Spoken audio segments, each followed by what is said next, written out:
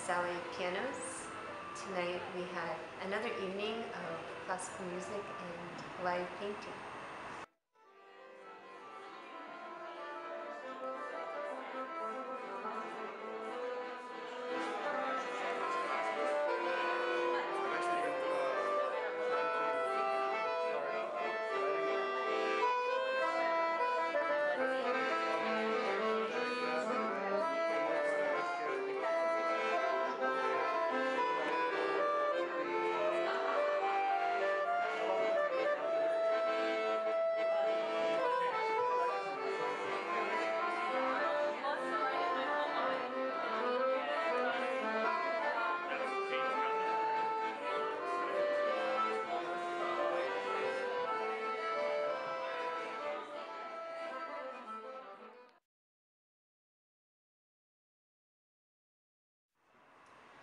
I'm a live painter and I love to use music to inspire my work. Music has a way of moving you, inspiring you to move a certain way. It has high-pitched notes, low-pitched notes, and it just inspires your entire body to feel something. And when I paint, I feel like a painting is kind of like a dance on canvas. So whatever music I hear is what I try to capture with my hands. And the brush is sort of like extensions of my fingers that leave a trace of that dance. Today we were experiencing some classical piano music. And in my painting here, I tried to show some of the smoothness and the high-pitched notes, the low-pitched notes, and just get the general rhythm of what that particular melody sounded like.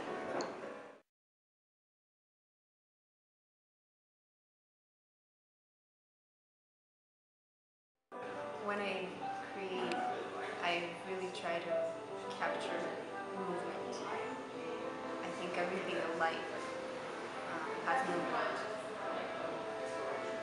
Usually if it moves, it means it's alive. And whether it's a city, a person, music, a dancer, everything and everyone has their own way of moving.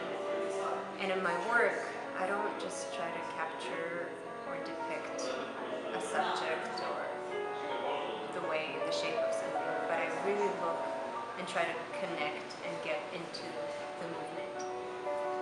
When I do a person, for example, I don't just look at their nose or their body, but I really try to understand how do they move, how do they walk, how do they talk, to understand their personality and their spirit. And that's what I go for when I draw. I don't focus on one thing, but I let my hand move until I feel like it moves with the way that person will move. And that's what lets me capture that energy.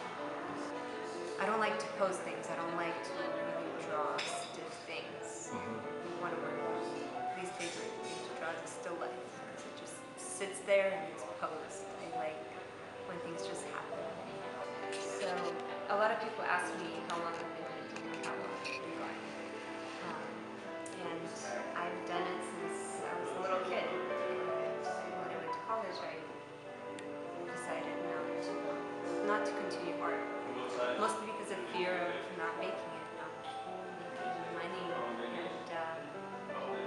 losing it. A couple of years after graduating, I realized that if I don't make art, I'm not me,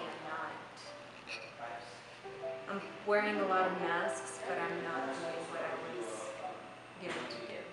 I feel like someone gave me a gift, and I need to practice that and use that to serve other people. And the way I got back into it was actually walking down after my 9-to-5 job. I was really angry about something, taking a walk, telling a friend about it. And I walked by a nightclub and I saw an artist painting to music, and I was thinking, wow, like, I wish I could do that. And as soon as I said that, things started changing because I really liked that.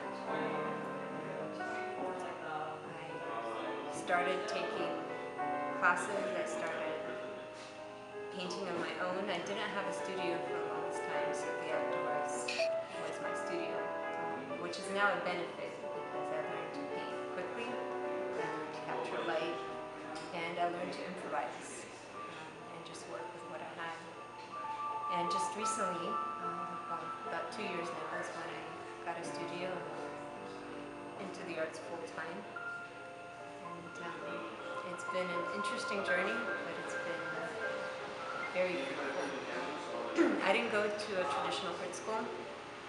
I realized that I would get better by doing it, by practicing it, and by learning it from the best people out there. So last year I traveled to Ukraine and studied with an artist, Sidi Benov, and did an apprenticeship with him, and probably learned more in 4 months than maybe in school for a couple of years. So when I went to Ukraine and studied art, unlike a school setting, the most, I think, inspiring thing was I connected back with my culture, and really being there, I felt like my heart was in the right place and my creative state just outbursted. The teacher that I studied with had a very good background in classical painting, and he showed me techniques of portraiture that was used by Rembrandt, by the old masters. And rather than doing it from a sculpture or model, I painted portraits of people that I saw at bus stops, of people that I saw walking through the street, flea market.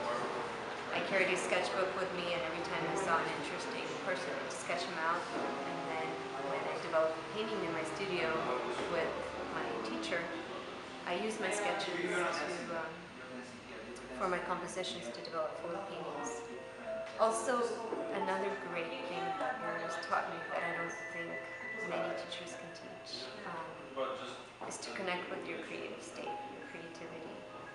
Almost anyone can learn how to draw from a book or from a sculpture, but to really feel what it's like to be creative is difficult. And he taught me to use the brush to really connect with myself and to listen to myself as if I was singing a song, and to move my hands, and every stroke that I put, he said, has to matter.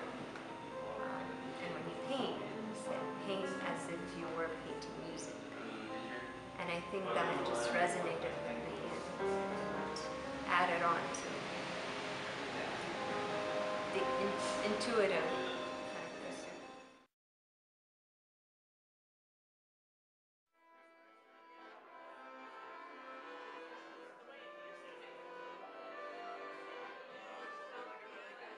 Music definitely brings up a lot of emotion. I mean, depending on the song, it takes you there emotionally, spiritually, and it moves your body.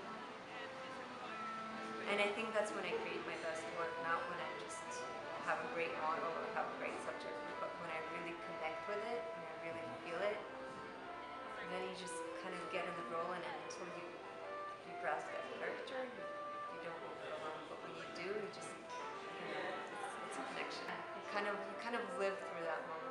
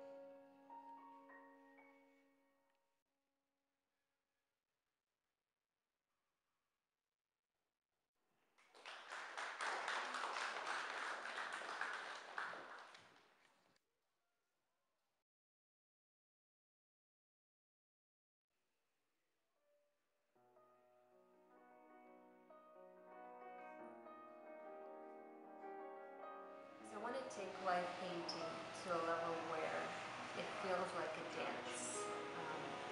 A dance in real time, where colors or strokes truly reflect the melody in real time. And I want to perform live paintings with live music, so I'm looking for more artists, more musicians to collaborate with.